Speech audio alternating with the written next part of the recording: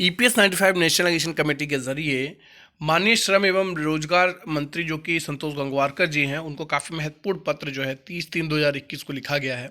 इस वीडियो के माध्यम से मैं आपके साथ वो साझा करने वाला हूं जो कि काफ़ी महत्वपूर्ण है। वीडियो में आगे बढ़ने से पहले आप सभी को बताता चलो कि ये इन्फॉर्मेशन आप वीडियो के डिस्क्रिप्शन में लिंक दिया गया है, वहाँ से भी जाके पढ़ सकते हैं, या फिर www.socialbikku पे भी जाके socialbikku.co पे भी जाके इसको पढ़ सकते हैं, या फिर आप जो है इस इन्फॉर्मेशन को वहाँ से भी ले सकते हैं, वहाँ से भी देख सकते हैं।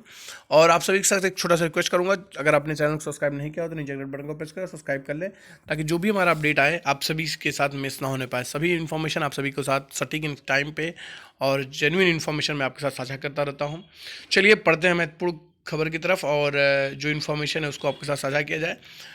तो प्रति माननीय श्रम व रोजगार मंत्री, भारत सरकार, नई दिल्ली। विषय है कर्मचारी भविष्य निधि संगठन के अन्यायपूर्ण व्यवहार के विरोध में ईपीएफओ कार्यालय में दिनांक 6/4/2021 को ज्ञापन सौंपने का देशव्यापी कार्यक्रम। जी हाँ, संगठन पत्र यहाँ पर देख सकते हैं, EPS 95/NAC/VVIP/21/03/ डेट यहाँ पर लिखा गया है 21/3/2021 का। जी हाँ, आदरणीय महोदय श्रम एवं रोजगार मंत्री जी को संबोधित करते हुए कहा गया है, माननीय महोदय को विदित है कि EPS 95 पेंशन धारकों की मांगों को मंजूर कराने हेतु एक तरफ माननीय प्रधानमंत्री जी ने श्रीमती हेमा मालिनी जी की अगुवाई में EPS 95 पेंशनर्स को उचित मांगों के संदर्भ में दिनांक 4/3/2020 को हमारे संगठन के साथ हुई बैठक में चर्चा के दौरान प्रत्यक्ष रूप से आश्वासन दिया है। उचित समाधान के लिए संबंधित मंत्री महोदय जी को निर्देश भी दिए हैं। तभी से अभी सभी पेंशनर्स पूर्ण विश्वास के साथ माननीय प्रधानमंत्री जी की ओर आशा भरी नजरों से देख रहे हैं।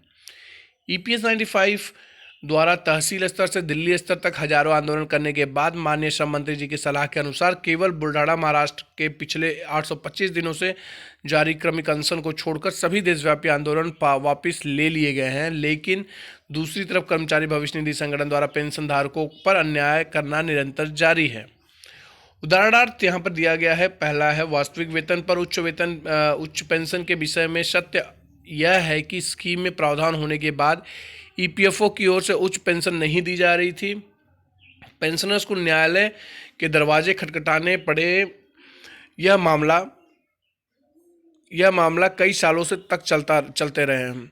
पेंशनर्स को न्यायालय द्वारा न्याय मिलता रहा है और अंत में RC गुप्ता न्याय के प्रकरण में माननीय सर्वोच्च न्यायालय के संज्ञान में आया कि बहुत सारे विभागों द्वारा कर्मचारियों को उच्च पेंशन के विकल्प के विषय में समय पर जानकारी नहीं दी गई। कुछ विभागों ने कर्मचारियों को कोई जानकारी न देते हुए परस्पर ही निर्णय ले लिया।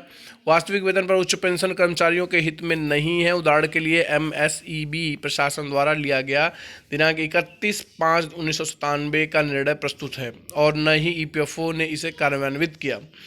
इन सभी तथ्यों का विचार करते हुए माननीय सर्वोच्च न्यायालय ने तर्क तथा तथ्य व प्रमाण के आधार पर दिनांक 4/10/2016 को वास्तविक वेतन पर उच्च पेंशन का आदेश दिया। आदेशानुसार तत्कालीन श्रम मंत्री जी ने संसद में 23/3/2017 को उत्तर देते हुए बताया कि जिन पेंशनर्स का अंशदान वास्तविक वेतन पर काटा गया है, उन सभी को माननीय सर्वोच्च न्यायालय का आदेशानुसार उच्च पेंशन मिलेगी, भले ही उन्हें 2006 से पहले ऑप्शन न दिया हो। शासन के सभी नियमों के अनुसार मंजूरी मिलने के बाद दिनांक 23/3/2017 को EPFO द्वारा वास्तविक वेतन पर उच्च पेंशन का आदेश भी जारी किया गया, लेकिन EPFO द्वारा दिनांक 31/5/2017 को इंटरिम एडवाइजरी जारी कर एग्जेम्प्टेड एस्टेब्लिशमेंट के पेंशनर्स को इससे वंचित कर दिया गया है और वृद्ध पेंशनर्स को फिर से न्यायालय का दरवाजा खटखटाने के लिए मजबूर कर दिया। अब तो सभी मर्यादाओं को तोड़कर हुए 4 साल बाद EPFO के स्वयं के दिनांक 23/3/2017 को परिपत्र, जिसमें सर्वोच्च न्यायालय के आदेशानुसार वास्तविक वेतन पर उच्च पेंशन प्रदान करने की बात कही गई है, को दिनांक 20/3/2021 को एक आदेश पत्र जारी कर अबेयंस में रख दिया गया है।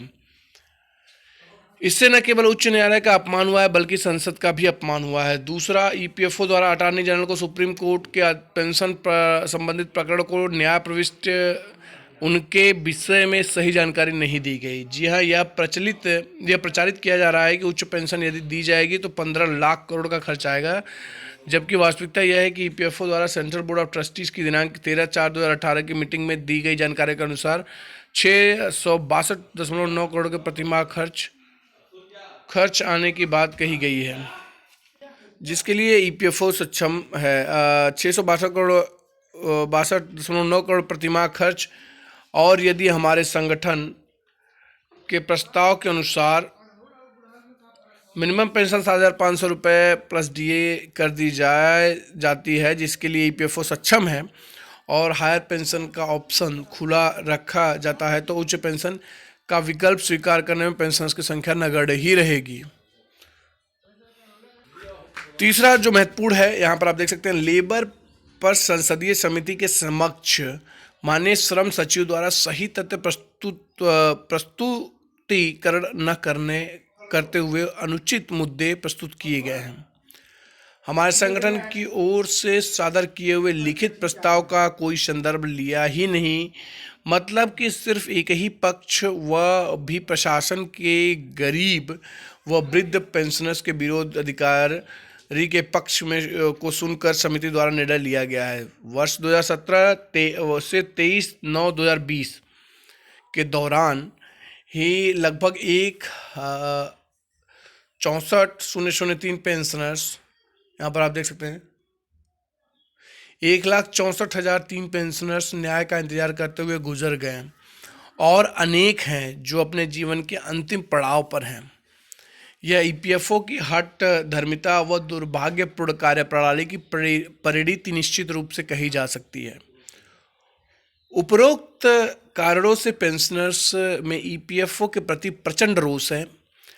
यह भी सत्य तथ्य व पेंशनर्स की भावनाओं को माननीय प्रधानमंत्री जी, माननीय उच्च न्यायालय तक पहुंचाने के लिए देशव्यापी स्तर पर ईपीएफओ के सभी कार्यालयों में विरोध प्रकट करते हुए प्रधानमंत्री जी के नाम पर ज्ञापन सौंपे जाने का कार्यक्रम दिनांक 6/4/2021 को निश्चित किया गया है। जी हाँ, 6/4/2021 यानी आज 1 तारीख है, 1 अप्रैल है, आने वाले 5 दिनों के बाद यह जो है कार्यक्रम निश्चित कर दिया गया है।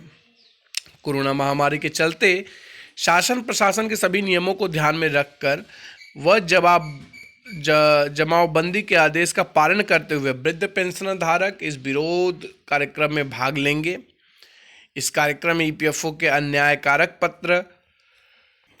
पत्र दिनांक 20/3/2021 की होली करेंगे।